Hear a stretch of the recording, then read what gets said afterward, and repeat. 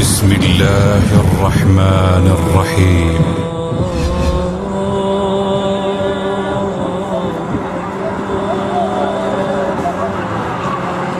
يا أخي هذا إذا ما كان التفحيط انتحار إذا وش بيكون؟ إذا ما كان التفحيط انتحار إذا وش بيكون التفحيط؟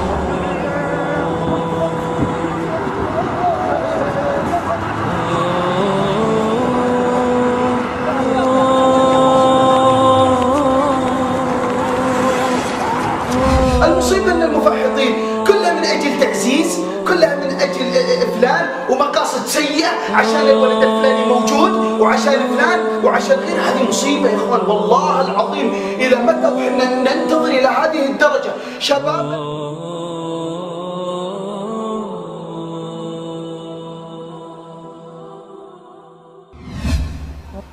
أبو عبد العزيز، في مقطع انتشر عند الشباب أيوه في اليوتيوب، نعم. صراحة مقطع والله مؤثر، وصراحة عن التفحيط عجيب يعني لو ناظر وتشوف. هذا التفحيط كل شوية جاءت لنا مصيبة. شوف بالله. أيوه الله المستعان. في أرواح تروح لها التفحيط.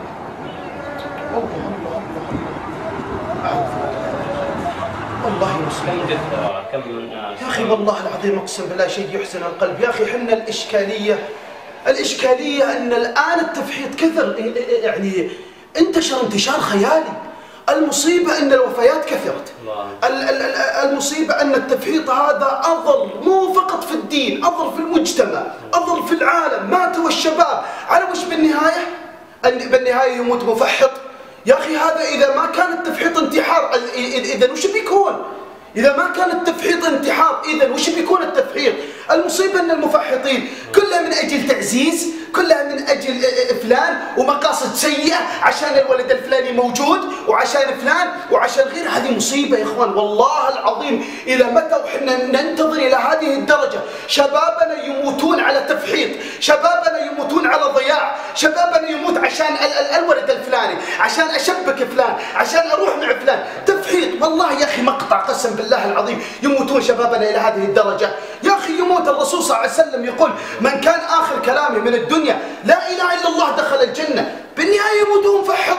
يا أخي تقطع والله أقسم بالله أن شيء يفطر القلب، وشيء والله العظيم أن شيء يحزن وشيء يدمي وشيء يبكي أن شبابنا يموتون إلى هذه الدرجة. هذا المفروض شاب في مقتبل عمره، المفروض يكون في حلقة تحفيظ قرآن، المفروض يكون من الشباب التائبين، الشباب اللي فيهم خير. يا أخي الشباب اللي يكون صالحين للمجتمع، ما يكون في هذا الضياع ويكون في هذا. يا أخي والله العظيم يعني تفحيط. وللأسف الشديد يخرج من الشباب بالنهاية وسوى بالنهاية مات، وبعدها راح يبعث عند الله جل وعلا، راح يسأل الله جل وعلا، لأن الله سبحانه وتعالى يقول فمن يعمل مثقال ذرة خيرا يره ومن يعمل مثقال ذرة شرا يره. والله هذه رسالة للشباب. التفحيط ما أتانا إلا بالمصيبة، ما أتانا إلا بالضياع، كلها من أجل عشان الولد الفلاني. التفحيط كله من أجل إنه موجود بالشارع، كله يا أخي والله مكشوفة على التفحيط. وانتبه، نصيحة لله رب العالمين، نصيحة لكل شاب، نصيحة لكل شاب، نصيحة لكل فتى، نصيحة لكل إنسان في هذه الدنيا. والله التفحيط له مقاصد، أقسم بالله مقاصدهم عشان يشيلون العرض اللي يملك ذلك الشاب، أغلى ما يملك العرض. بالنهاية يروح في مسألة تفحيط، اركب وضيع، وبالنهاية تفحيط ثم يموت، وبعدها يكون إما إلى جنة وإما إلى نار. والله إذا ما كان التفحيط انتحار أجل وش بيصير؟ إذا ما كان التفحيط انتحار، معقولة أن المفحط، وخذ هذه القصة على الطاير، واحد مفحط معه ولد صغير حاطه على الباب الأيمن ويفحطون شيء أبو مالك، يعني شيء اسمع أنا سمعت واحد شاب نسأل الله العافية تفحيط نسأل الله بركب له ولد ويفحط له. جاء واحد قال يا ولد اتق الله يا أخي، استح على وجهك يا أخي، والله عيب تراها مصيبة انه يركب معك. قال يا أخي شوف أنا بفحط عشان الولد اللي بجنبي، واللي براسي بسويه، تعرفون ايش صار يا اخوان؟ يقول لي واحد يقول 10 دقائق يفحط في نصف الشارع، فجأة وتريلة وشاحنة تدخل بنفس السيارة هذه سبحان الله وتصدم ويطلع من داخل السيارة. يقول لي واحد يقول يا أبو عبد العزيز قرابة 5 متر إلى 10 متر مخه على نفس القار. أبى أسوي اللي براسي، تبي تسوي اللي براسك يا أخي الله سبحانه وتعالى يمهل الظالم. وهذه رسالة لكل مفحط، رسالة لكل مفحط، أقول لك اتق الله، اتق الله رب العالمين قبل أن يأتيك الموت. والله إذا جاك الموت أن تندم، والله إذا جاك الموت أن تتحسف، والله إذا جاك الموت أن تقول يا ليت ويا ليت ويا ليت. ولكن ما ينفع الندم ذاك الوقت. تفحيط من أجل أنك تضيع عرض فلان وفلان، تفحيط من أجل أنك تضيع أعراض المساكين الصغار. بالله يجيك يوم القيامة يقول يا رب هذا اللي يضيع عرضي. التفحيط باختصار عشان فلان وركب الولد الفلاني وحاول انه يضحك معي ويستانس معي عشان انك تشتهر على وشه، تشتهر على التفحيط. المفروض انك تشتهر على دين، تشتهر على خير، تشتهر. ولكن والله العظيم يا اخوان يعني خلونا نكون واقعيين. يعني معقول شبابنا يموتون لهالدرجه هذه؟ يموتون تفحيط. الى متى احنا ما ذبحنا؟ اقول باختصار ما ذبحنا الا المفحط الفلاني، الا فلان الفلاني، الا فلان الفلاني. والله العظيم اقسم بالله تشوف هذا الانسان، نسال الله العافيه، ضياع ما يعلمه الا الله. والتفحيط باختصار أنا قلتها في أكثر من مرة يا أخوان، التفحيط باختصار، ونصيحة إلى الآباء ونصيحة إلى كل شاب.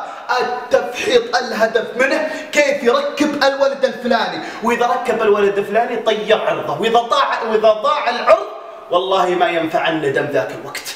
نعم يبقى في ضميره كلها جرائم وضياع. والله سبحانه وتعالى، وهذا والله نذير، والله نذير لكل مفحط. أقول اتق الله واستح على وجهك، استح على وجهك قبل لا يجيك الموت. ترى الله سبحانه وتعالى يا اخوان يمهل الظالم، ولكن إذا أخذه أخذ عزيز مقتدر. يا كم مفحطين الآن في قبورهم، وأنا أقول فيكم صراحة يا شباب انقلوها عني، يا كم مفحطين الآن في قبورهم يشتعلون نار، نسأل الله السلامة والعافية. يبعث يوم القيامة مفحط. والله انها مصيبة، يضيعون شبابنا كل تجمهرات وكل ضياع. وانا اقول بعد رسالة ثانية مو للمفحط، حتى اللي حضر في ساحة التفحيط تراكم شاركة بالذنب. نعم انقلوها وقولوا للشباب يا اخوان، قولوا للشباب ترى حتى اللي حضر في ساحة التفحيط، ترى في ساحة التفحيط ترى كله عشان وشو؟ عشان فلان وعلان، وهذا يعزز له وهذا يرفع به، وهذا المسكين يجي ويفحط، وبالنهاية يبكي من عليه، يبكي عليه أمه وأبوه. الضحية بالنهاية يكون أمه وأبوه وعرض ذلك الشاب المسكين. ورسالة أختم في هذه الرسالة، أقول لذاك الشاب الصغير احذر من هؤلاء المفحطين. والله مقاصدهم أنها ضياع في ضياع، والله مقاصدهم يا أخوان. أنا جلست معهم في السجون وفي دار الأحداث، كلهم يعترفون كنا نفحط ذاك الوقت عشان نركب فلان، وإذا ركبته قال ضيعت عرضه. واحد تعرفون ايش يقول لي يا أخوان؟ يقول لي يا أبو عبد العزيز أنا ضيعت أكثر من عرض 20 ولد. يقول أنا اللي ضيعت عرضهم. يقول واحد يقول أخذته، يقول طلع معي عشان تفحيط يا إخوان، يقول طلع معي عشان تفحيط، يقول طلعته. يوم طلعته يقول التفت لي قال يا فلان أنا خويك، يا فلان أنا خويك، والله إني صاحب لك، يا فلان تكفى. قال والله شوف أنا صراحة من ركبتك أنا هذا مقصدي وهذا وضعي. يقول بدأ يصيح وبدأ يقبل يدي ويقبل رجلي، ولكن هذا ذئب بشري. هل يرحمه يا إخوان؟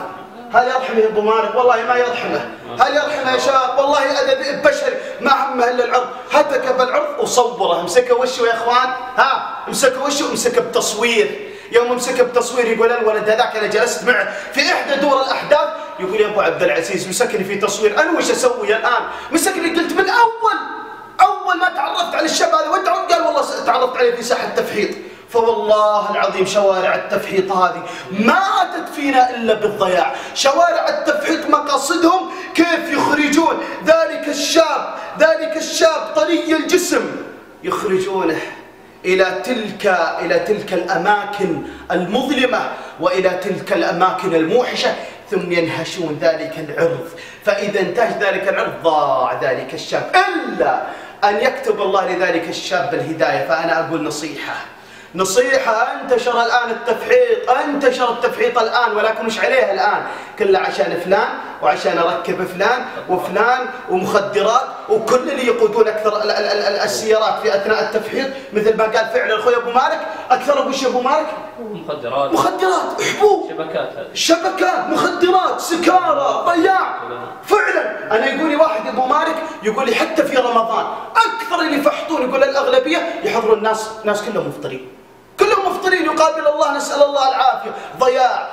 وكم من شاب وشاب واجهناهم، في واحد محكوم عليها الآن بالإعدام، كان بمسألة تفحيط وضياع ومنع، يمكن دعس له حول 3، والآن كل يدعي عليه. فأنا أقول نصيحة لكل شاب، نصيحة لله رب العالمين، لا تضيع حياتك، ترى عمرك أيام. دقات قلب المرء قائلة له أن الحياة دقائق وثواني، أن الحياة دقائق وثواني. ويقول الله جل وعلا خير من كلام الشاعر، قل إن الموت الذي تفرون منه فإنه ملاقيكم ثم تردون إلى عالم الغيب والشهادة فينبئكم بما كنتم تعملون.